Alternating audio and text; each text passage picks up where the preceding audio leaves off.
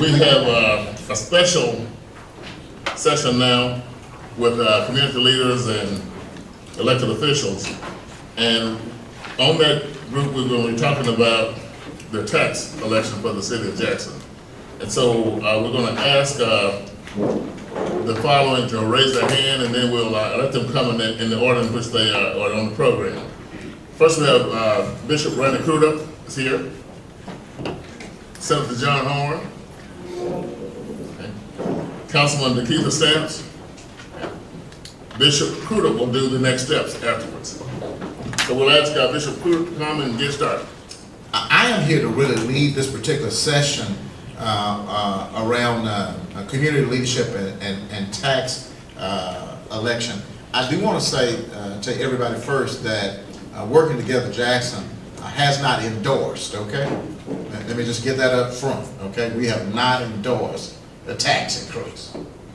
We are actually doing work around that, talking to folks, really trying to understand exactly what is going on around this, polling our own people as well to see, what is their concern, desire, heart about this. And so today, as we bring forth Senator John Horn and also Councilman Stamps, then this is a part of our continuing effort in relationship to that. I also want you to know that we also have a meeting Friday morning with a number of business folk here in town too about this, to get another sense of this from some of our business community around here as well. And so it is a part of our due diligence around this particular issue. Bishop Crudup and Working Together Jackson asked me to come out as the author of the legislation from 2 years ago that established a 1 cent sales tax. Talk a little bit about it and try to provide as much input as I can. And quite frankly, ladies and gentlemen, I only brought 40 copies of this thing because I didn't anticipate that we'd have as great a crowd as we have. Well, we're back again. We've come a long ways from that meeting we had downtown at Mississippi College School of Law. We were running. You made us sign the paper, but I appreciate the opportunity to come back.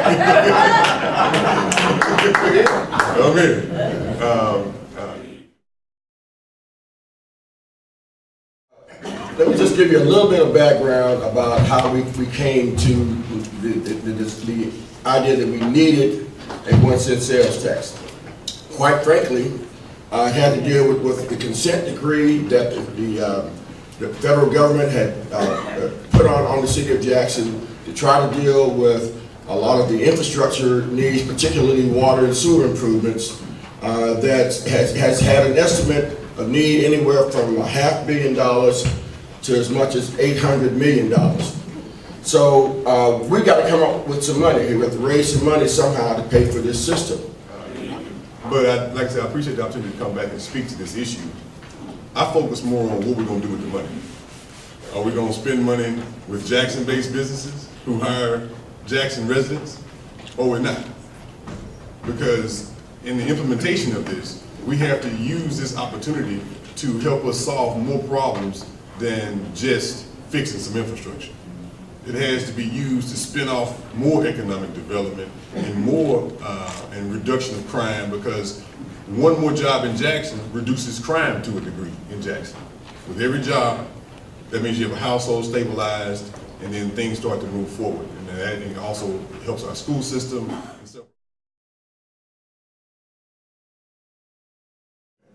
Now, what is it expected that this money would generate? Based on what the Department of Revenue sent to us, even with those things that we excluded that I just talked about, it's estimated that we will raise between $13 and $15 million a year, and the act would take place and be in place if it's approved by the citizens for a period of 20 years.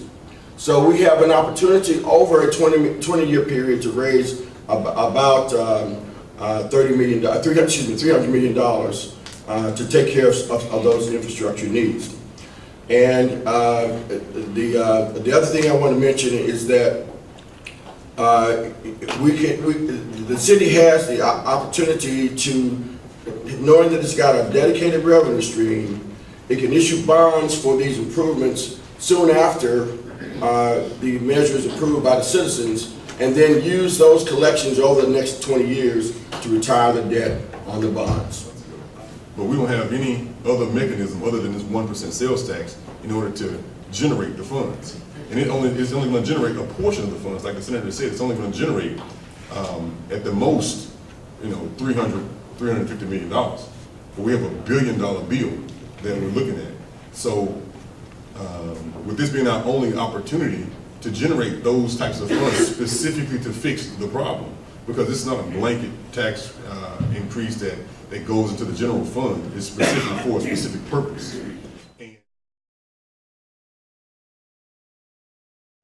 Says the commission is required with input from the municipality to establish a master plan for road and street repair, reconstruction and resurfacing projects based on traffic patterns, need and usage, and for water, sewer, and drainage projects. Okay, so that's what the purpose of the legislation is for.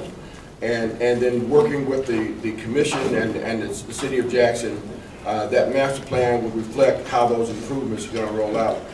As Councilman Stamps mentioned, the city is now coming up with a priority list of projects so that each ward councilman will understand what improvements are going to be made in his or her ward, and they can also convey that information to the citizens of each respective ward. Now, so I'm going to try to go down the list and tell you first what the tax doesn't cover. Okay, it doesn't cover any purchase you make in a restaurant.